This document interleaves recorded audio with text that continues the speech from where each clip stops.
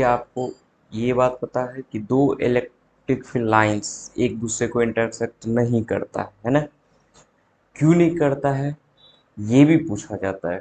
ठीक है, तो आपको पता है कि इलेक्ट्रिक फील्ड लाइंस की जो प्रॉपर्टी होती है उसमें से एक प्रॉपर्टी ये भी है, इलेक्ट्रिक फील्ड लाइंस पे अगर किसी भी पॉइंट पे टेंजेंट खींचा जाए, क्या खींचा जाए?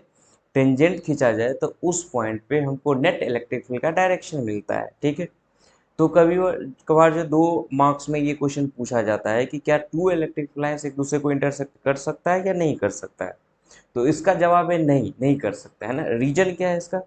रीजन ये है कि अगर दो इलेक्ट्रिक फील्ड लाइंस एक दूसरे को इंटरसेक्ट करा, ठीक है, तो एक ही पॉइंट पे आप दो दो टेंजेंट ड्रॉ कर सकते हो, और दो दो टेंजेंट ड्रॉ करने का मतलब है कि आपको वहां पे दो दो नेट इलेक्ट्रिक फील्ड का डायरेक्शन मिल रहा है, जो कि पॉसिबल नहीं है। एक ही पॉइंट पे दो दो नेट इलेक्ट्रिक फील्ड का डायरेक्शन कैसे पॉसिबल है? ठीक है, तो आइए देखते हैं, ये 2 मार्क्स में अगर आता है कि क्या दो इलेक्ट्रिक लाइंस एक दूसरे को इंटरसेक्ट करता है, तो इसका जवाब हम कैसे लिख के आएंगे? ठीक है, तो आप लिखोगे two electric field lines never intersect और cross each other because if we do so then we will have two directions of net electric field at one point which is not possible। ठीक है, यहाँ पे क्या लिखा गया है इसको हम फिर से समझते हैं। ठीक है, यहाँ पे लिखा हुआ है टू इलेक्ट्रिक लाइंस, दो इलेक्ट्रिक लाइंस नेवर इंटरसेक्ट, ये कभी भी इंटरसेक्ट नहीं करेगा या क्रॉस नहीं करेगा एक दूसरे को। ठीक है, बिकॉज, ठीक है, क्योंकि यहाँ पर रीजन क्या है? इफ वी डू सो, अगर हम ऐसा करते हैं या ऐसा हम दिखाते हैं, देन वी विल हैव, इसका मतलब है हमारे पास होगा दो electric to direction of net electric field at one point, एक ही डायरेक्शन, एक ही पॉइंट पे हमको दो दो नेट इलेक्ट्रिक फील्ड का डायरेक्शन मिल जाएगा, जो कि पॉसिबल नहीं है। ठीक है, अब यहाँ पे देखो आपको ये चीज दिख रहा है कि अगर आपका दो इलेक्ट्रिक फील्ड लाइंस आप क्या करते हो, ड्रॉ करते हो, तो एक इंटरसेक्शन पॉइंट आपको दिख रहा है, वहां पे क्या है कि अगर आप टेंजेंट खींचो, तो इसके हिसाब से अगर टेंजेंट खींचोगे तो ये आएगा, और इसके हिसाब से टेंजेंट खींचोगे तो आपका ये आएगा। ठीक है, तो अगर यहाँ पे देखो दो दो टेंजेंट है, एक ही पॉइंट पे दो दो नेट इलेक्ट्रिक फील्ड का डायरेक्शन है, तो ये कैसे पॉसिबल है कि एक ही पॉइंट पे दो दो नेट इलेक्ट्रिक फील्ड का डायरेक्शन हो जाए? ठीक है, तो ये समस्या उत्पन्न ही ना हो, ये समस्या आए ही नहीं, इसके लिए हम उसको इंटरसेक्ट ही नहीं करवाते। अगर हम इंटरसेक्ट ना करवाए, ठीक है, तो दो दो नेट इलेक्ट्रिक फील्ड का डायरेक्शन भी हमको देखने को नहीं मिलेगा। ठीक है, तो हम ये कह सकते हैं कि दो इलेक्ट्रिक फील्ड एक दूसरे को इंटरसेक्ट कभी भी नहीं करेगा। रीजन अगर कोई पूछता है तो रीजन आराम से आप वहां पे लिख सकते हो कि अगर आप ऐसा करते हो या अगर वो ऐसा करता है, ठीक है, तो क्या होगा, एक ही पॉइंट पे हमको दो दो नेट इलेक्ट्रिक का डायरेक्शन मिलेगा, जो कि पॉसिबल नहीं। इसी के साथ एक और क्वेश्चन यहाँ पे आता है जो इक्यू पोटेंशियल सरफेस वाले से आता है। ठीक है, तो इक्यू पोटेंशियल सरफेस वाले से क्या आता है कि क्या दो इक्यू पोटेंशियल सरफेस एक दूसरे को इंटरसेक्ट कर सकता है?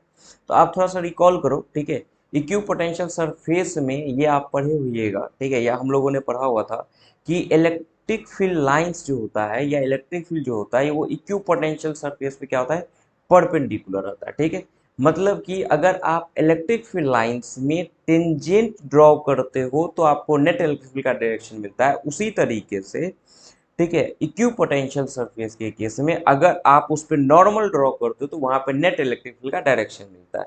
तो यही समस्या यहाँ वहां भी आ जाएगा कि अगर दो इक्यू पोटेंशियल सरफेस एक दूसरे को इंटरसेक्ट किया, तो एक ही पॉइंट पे दो दो नॉर्मल हो जाएगा, और दो दो नॉर्मल कहने का मतलब है कि दो दो नेट इलेक्ट्रिक फील्ड का डायरेक्शन, जो कि पॉसिबल नहीं है।